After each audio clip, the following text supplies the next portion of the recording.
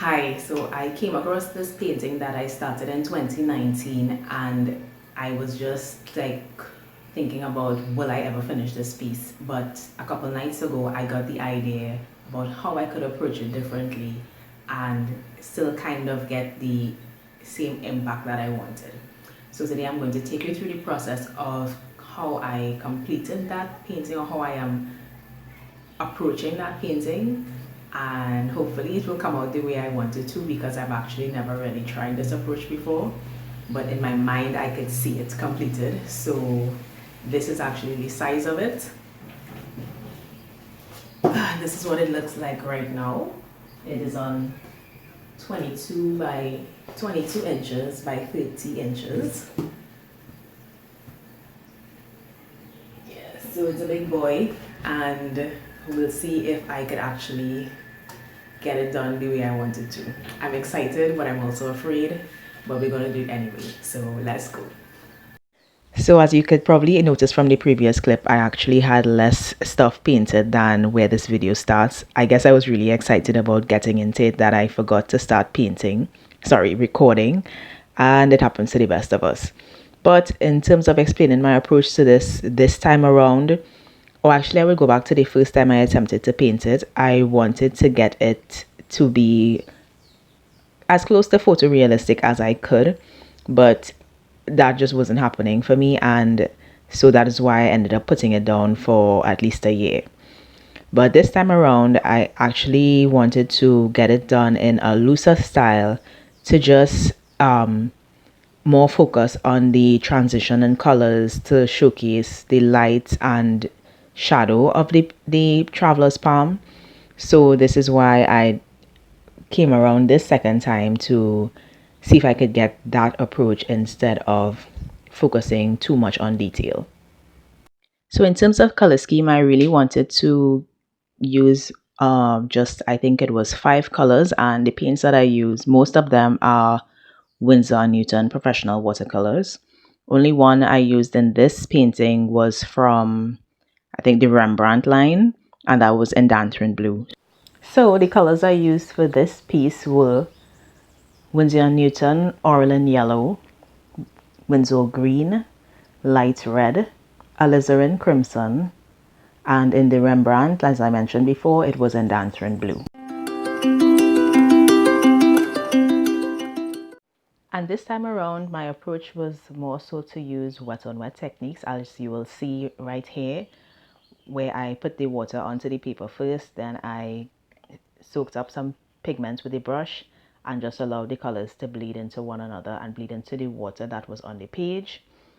And this latter half of the painting in particular was my absolute favorite part to do because of that wet on wet technique, and I guess the intensity of the blues and the darker greens, it just seems so magical. So enough about that. I will now just let the music play and let you enjoy my completion of this process.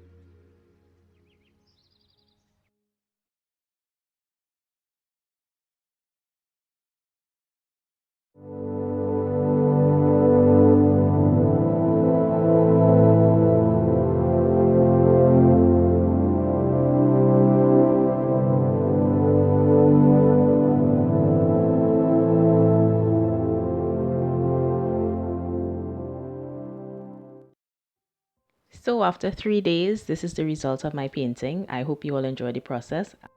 Just to give you a brief recap, this is the sketch and this is the finished piece. Bye. Thanks for watching.